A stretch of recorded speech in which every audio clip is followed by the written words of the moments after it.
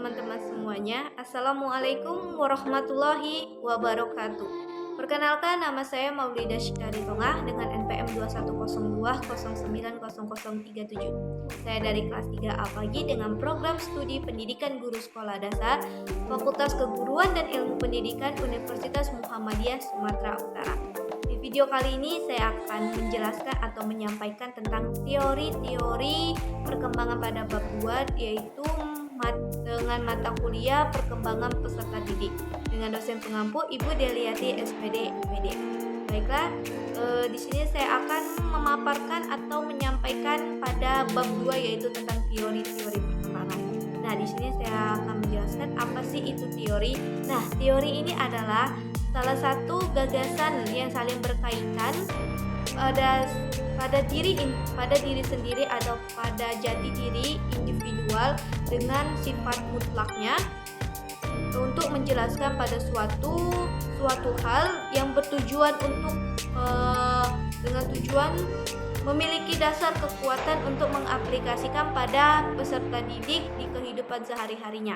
Adapun beberapa teori-teori perkembangan, yaitu adanya teori psikodinamika. Nah, teori psikodinamika ini adalah teori yang menjelaskan cara memandang manusia atau individu pada keadaan lingkungan di awal perkembangannya. Nah, menurut para ahli yaitu adanya Sigmund Freud.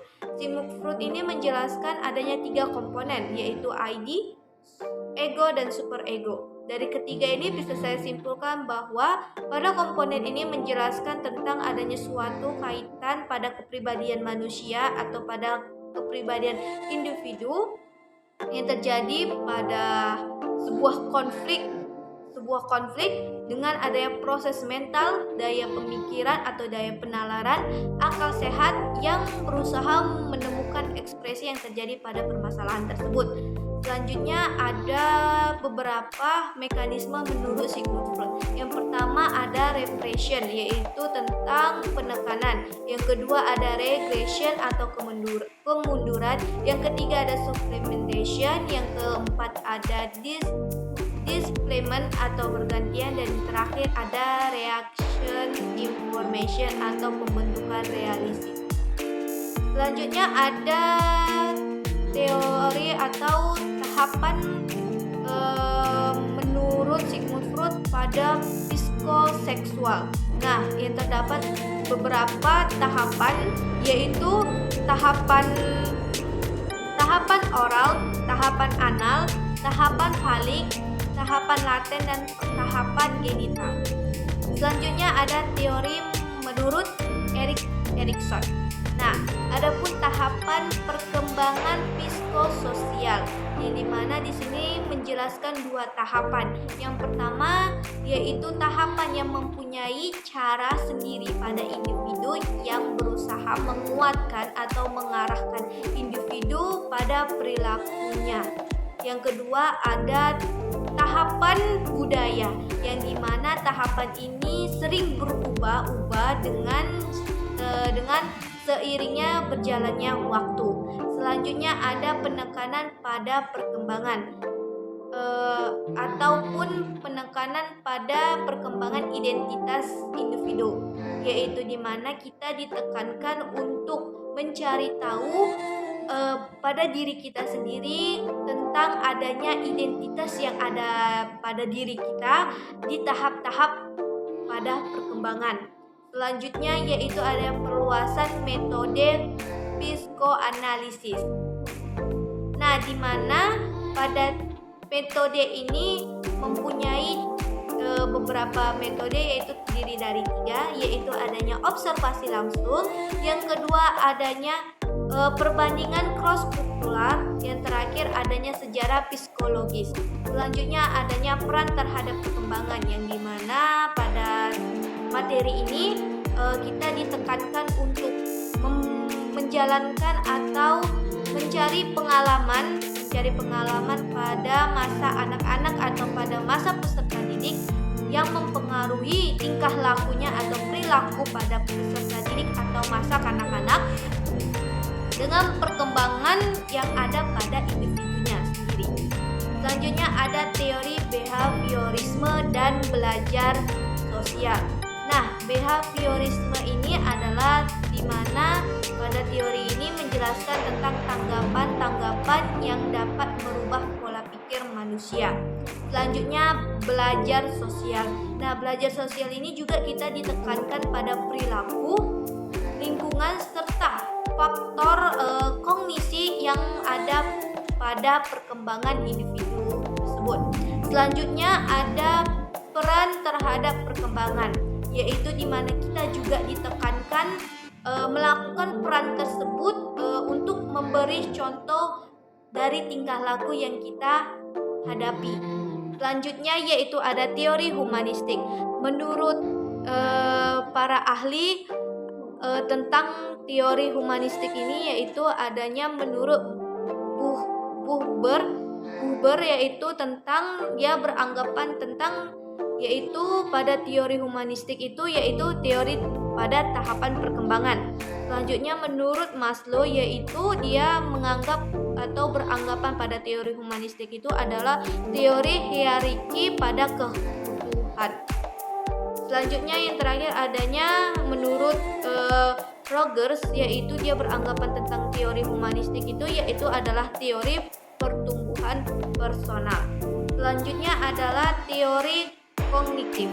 Nah, pada teori kognitif ini terdapat dua teori, yaitu adanya yang pertama adanya pendekatan pertama atau yaitu bahasa Latinnya Pregendian approach, yaitu dimana ditekankan pada diri kita atau pada diri individu itu adanya perubahan kualitatif pada cara berpikir kita. Dan selanjutnya pendekatan kedua atau teori Vygotsky. Selanjutnya yaitu ada teori ekologi. Nah, teori ekologi ini terdapat pokok intinya pada teori tersebut, yaitu di mana kita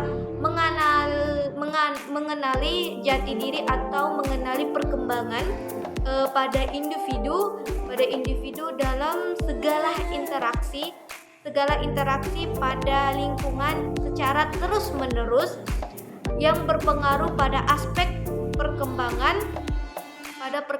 jati diri kita sendiri atau pada individual. Selanjutnya yaitu terdapat 5 teori ekologi. Yang pertama adanya mikrosistem, yang kedua adanya mesosistem, yang ketiga adanya ekosistem, yang keempat adanya makrosistem, dan yang terakhir ada kronosistem. Nah, adapun peran pada teori kognitif adapun peran terhadap teori ekologi ini, yaitu pada teori perkembangannya ini di mana kita ditekankan pada permasalahan tingkah laku individu dalam beberapa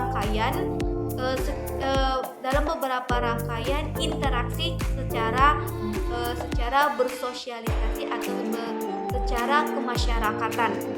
Selanjutnya ada teori etologi. Nah, dari teori ini terdapat beberapa teori etologi, yaitu Lawrence atau empiritik, yang kedua Bonin atau assessment theories, yang ketiga adanya Heide atau periode perkembangan sensitif, yang keempat adanya peran terhadap perkembangan. Nah, peran terhadap perkembangan ini bisa saya sampaikan bahwa kita di sini juga pada individu sendiri ditekankan tentang perilaku pada sebuah produk evolusi secara biologisnya. Nah, dari materi yang sudah saya sampaikan tentang teori psikodinamika, teori Erik Erikson, teori behaviorisme dan belajar sosial, teori humanistik, teori kognitif, teori ekologi dan etologi. Di sini bisa saya simpulkan bahwa pada materi ini atau pada teori-teori perkembangan ini, di mana kita dijelaskan pada diri kita sendiri, yaitu di mana kita disuruh difokuskan atau memfokuskan kepada sebuah perubahan-perubahan yang terjadi pada perkembangan dengan cara struktur jasmani atau biologis dengan adanya daya akal pikiran atau daya penalaran serta perilaku dan juga fungsi mental pada individu manusia dari berbagai tahapan perkembangan yang terjadi di kehidupan sehari-hari atau yang bisa mempengaruhi perkembangan individu itu sendiri. Baiklah, sekian dari hasil penyampaian materi atau pemaparan materi yang saya sampaikan pada hari ini. Lebih kurangnya saya mohon maaf dan saya sudahi. Wassalamualaikum warahmatullahi wabarakatuh.